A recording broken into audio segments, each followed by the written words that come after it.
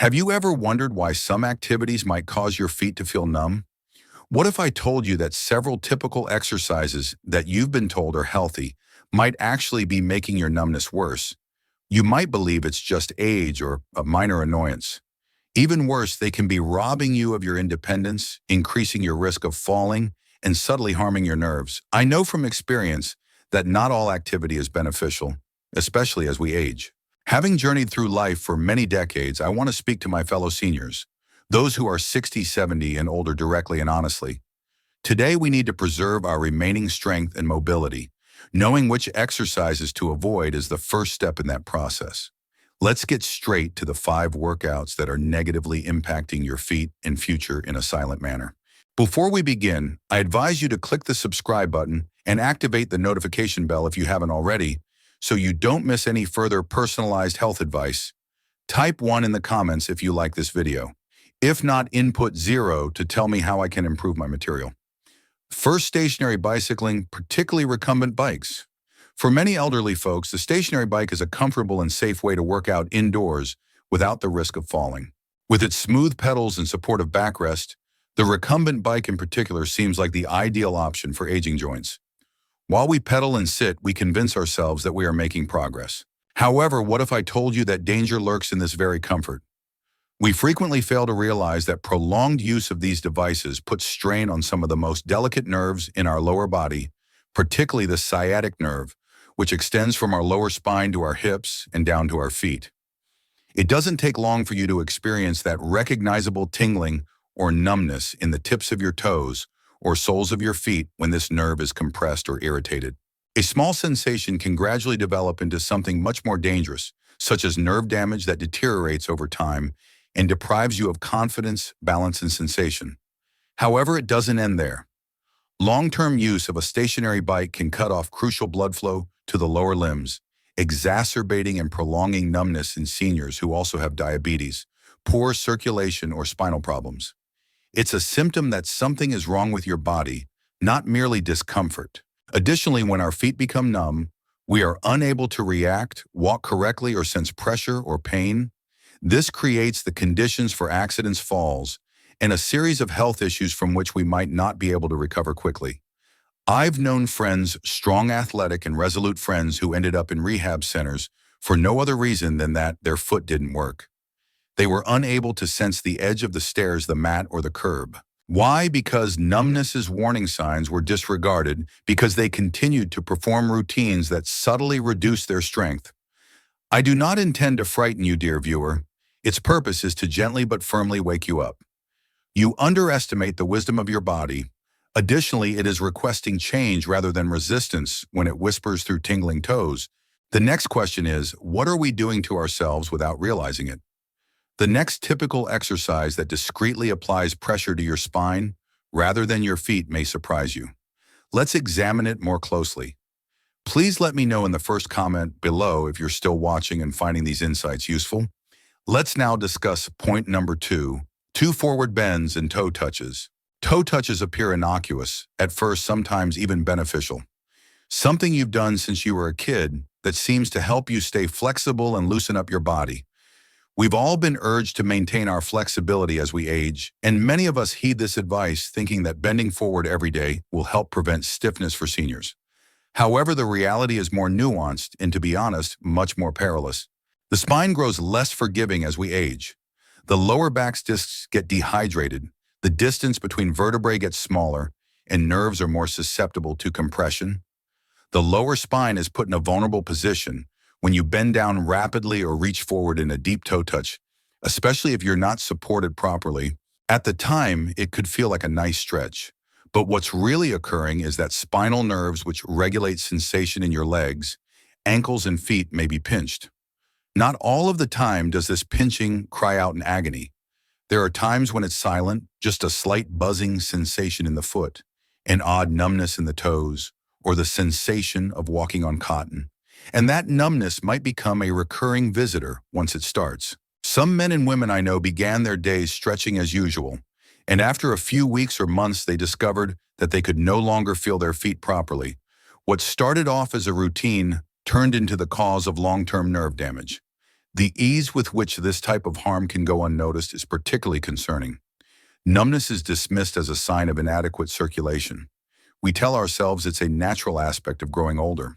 In actuality, though, these forward bends are endangering your freedom. The spine can be negatively impacted in ways that affect the entire body with only one badly performed stretch or minor misalignment. I say this to protect, not to fear. Every activity should benefit you rather than merely stretch you. When you're over 60, stability is what you need, not stress. Your back needs kinder treatment because it is not what it used to be. Imagine what repeated jumping and pounding on hard surfaces can do to your feet, especially if something as simple as touching your toes could cause nerve damage. This is especially true if you are unable to detect the warning signs until it is too late. Together, let's find the next concealed danger: three-step aerobics, high-impact aerobics, and jumping jacks. At one point in our lives, we felt powerful and alive while we were moving quickly, perspiring profusely, and leaping high. Motion was celebrated in the era in which we grew up. Keep moving and stay youthful with jazz or slimnastics lessons, step workouts, and TV shows that include bold promises and lively music. However, nobody warned us at the time that the very movements we embraced as children could turn into silent devastation in our older years. When you're over 60, high-impact activities like step aerobics or jumping jacks might actually be detrimental, particularly if you already have neuropathy, foot numbness, or thinning fat pads on the soles of your feet. A shock travels up through the feet into the knees and deep into the spine with every leap and hard landing. Additionally, these impacts can result in micro damage that builds up over time in already frail nerves, making numbness more harmful and permanent. The saddest part is that a lot of seniors follow these routines out of optimism and discipline. They ignore their agony in the hopes of remaining strong, but they can be causing irreparable harm. One woman I knew was in her late 70s, energetic, dedicated, and attended a group aerobics class 3 times a week. "I don't want to slow down," she added. However, she started to lose sensation in her toes after a few months. The instability followed, then came the fall, all because she was unaware that each exercise was weakening her foundation due to those rapid hammering steps. You see, these workouts aren't necessarily immediately dangerous. Numbness develops gradually. The body adjusts to discomfort, conceals it, and persuades us to continue. However, we lose the opportunity to preserve what is still functional when we disregard the hints of hurting joints or tingling feet, and even crossing the kitchen floor becomes dangerous once our senses are gone. Being active is important, but our movement patterns need to change. Instead of hurting us, movement should now heal us. If you think it's dangerous to pound your feet on the floor, consider the consequences of standing on one leg, maintaining the position, and making your foot support your entire body weight. The following exercise may be the most unsettling of them, despite its elegant appearance. Please let me know in the first comment below if you're still watching and finding these insights useful. Let's go on to point number 4 now. 4 tree pose, warrior pose, and other prolonged standing yoga poses. These have long been hailed for their soothing healing effects. Many elders find it to be the ideal fusion of movement and awareness, a gentle method of maintaining a connection to the body. Indeed, yoga has therapeutic benefits. However, not every yoga pose is suitable for older bodies, particularly ones that require standing on one foot for extended periods of time. Even if they have a lovely appearance, poses like warrior or tree can subtly become traps for people who already have foot numbness or instability. Many people are unaware that standing in one of these positions for an extended period of time, supporting all of your weight on one foot, puts additional strain on the tiny, frequently weak nerves in your ankles and feet. This is a surefire way to make numbness worse for someone in their 60s or 70s, especially if they already have arthritis or neuropathy. It involves more than just losing your equilibrium. It involves depriving your nerves of oxygen, overloading them, and causing them to malfunction. Additionally, the feeling in your feet diminishes like a fading light when the nerves give out. The ground below you starts to feel strange and unreliable. Now, safety is more important than strength alone. I once met a dedicated and proud retired firefighter who practiced yoga to get back into shape. He was an expert at all the poses. However, his right foot began to gradually become numb from the silent labor of maintaining such standing positions for an extended period of time. He eventually lost the ability to feel the floor as he was walking. His life altered with one misplaced step off a curb, months of rehabilitation, a fractured hip, and the sobering conclusion that the stance that had once given him strength had actually exposed his body's limitations. Balance becomes sacred as we get older. However, that does not imply that we have to sacrifice our health in order to preserve it. Stability can be developed in safer ways that take into account the changes in our joints, nerves, and blood flow. Yoga isn't bad for you. All we have to do is modify it to fit the stage of life we are in. Standing safely is significantly more important than standing tall. What about the one exercise that most of us perform without consideration? If silent postures can have such a significant impact on your nerve health, strolling, particularly when done for an extended period of time, on unforgiving surfaces and in shoes that don't support us because it's probably a part of your everyday routine. The last hidden threat might surprise you: 5 long treks while wearing inappropriate footwear. Strolling, it appears to be the most straightforward and secure type of workout. Wellness articles laud it, doctors advise it, and many of us adopt it as a daily routine. As we put on our shoes, we convince ourselves that we are taking care of our minds, our joints, and our hearts. But what if I told you that even something as simple and natural as walking, just putting one foot in front of the other, can become dangerous if we're not mindful of how, where, and most importantly, what we're stepping on? Our feet structure varies with age. Arches may collapse, the tiny nerves in our feet may become more sensitive or worse. They may begin to die, and the fat pads that formerly cushioned each step start to diminish.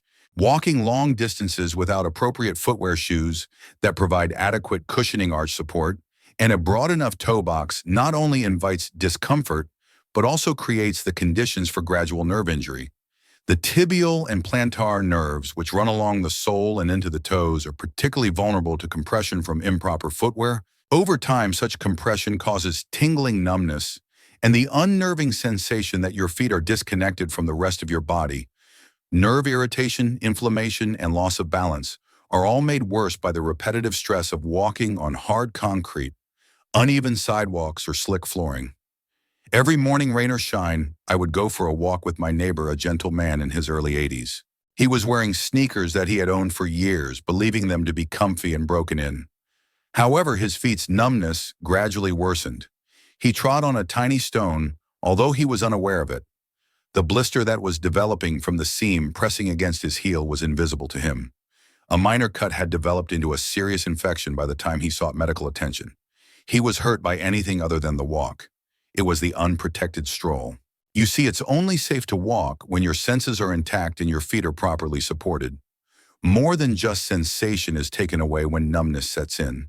It takes away our awareness, which is what keeps us upright, secure, and in charge.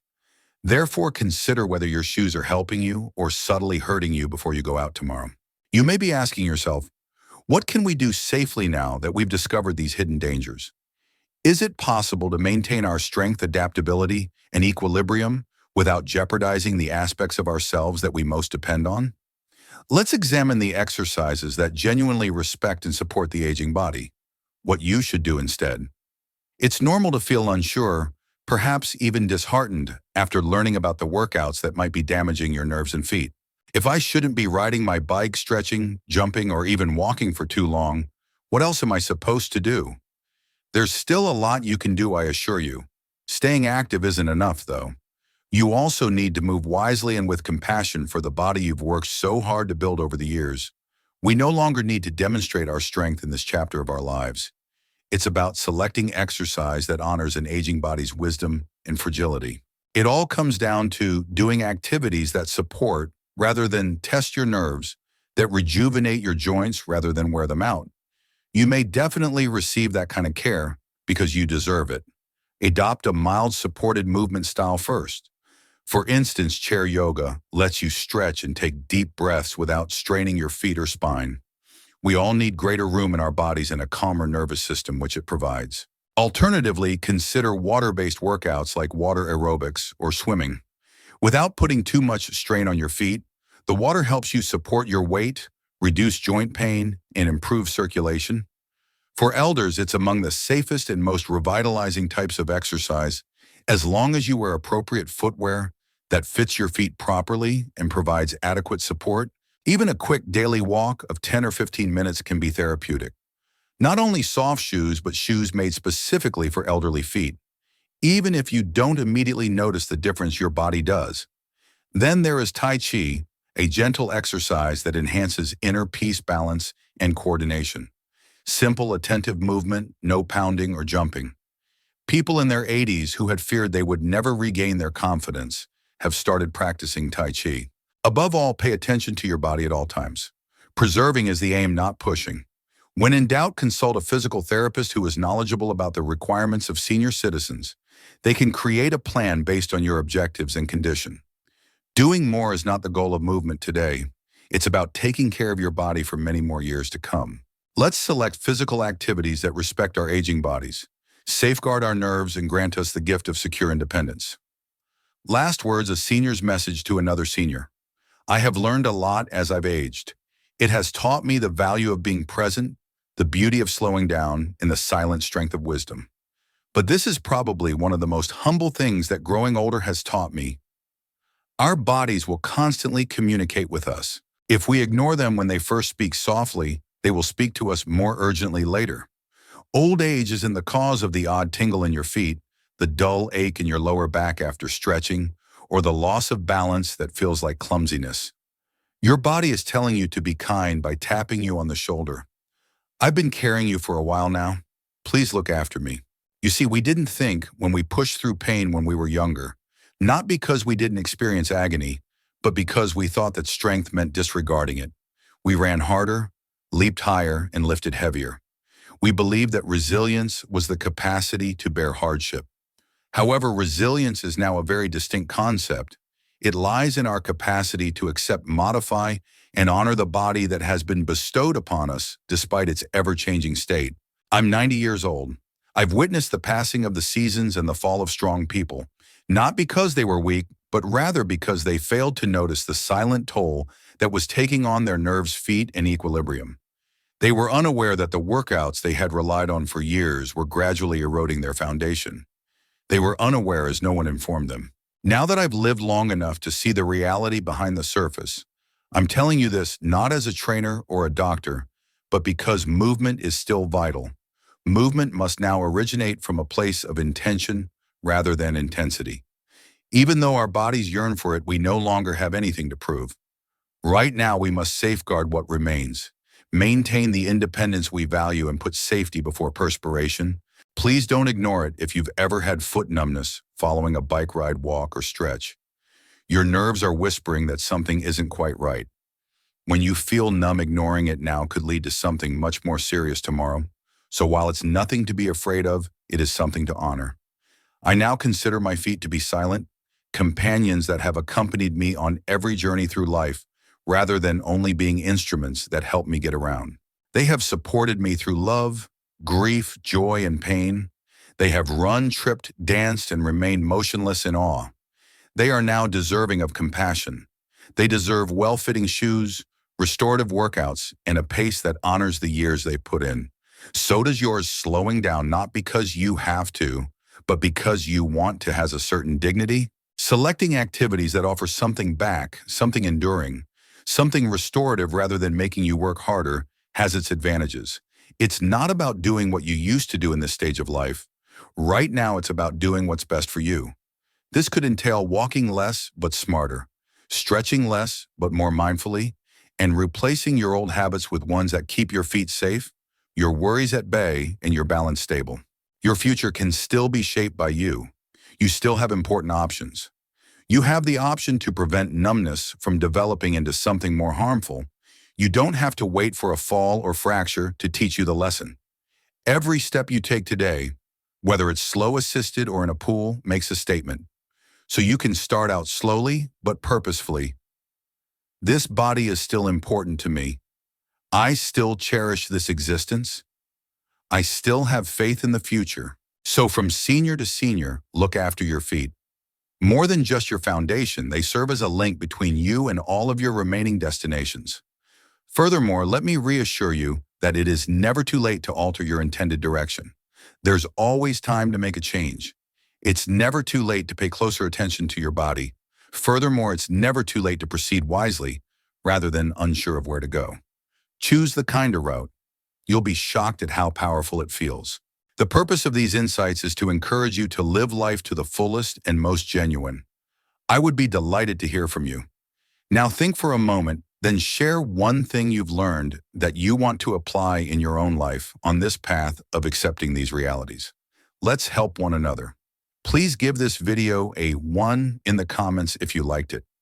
If not, you are welcome to leave a comment with a 0. Your opinions are very important to us. For more videos like these, remember to subscribe to our YouTube channel. Like and share our videos. I appreciate you watching, and I hope you enjoy living your life as you see fit. The valuable lesson here is to listen to your body, especially as you age. Pain and numbness are not always signs of getting older, but can be signals that certain activities are harming you. Choose exercises that support and respect your body's current condition rather than pushing it beyond its limits. Prioritize gentle movements, proper footwear, and awareness of how your body feels during any activity. What are your thoughts on this? Share your experiences or any insights you gained in the comments below. Don't forget to subscribe to our channel for more health and wellness tips for seniors. On a scale of 1 to 10, how would you rate this video?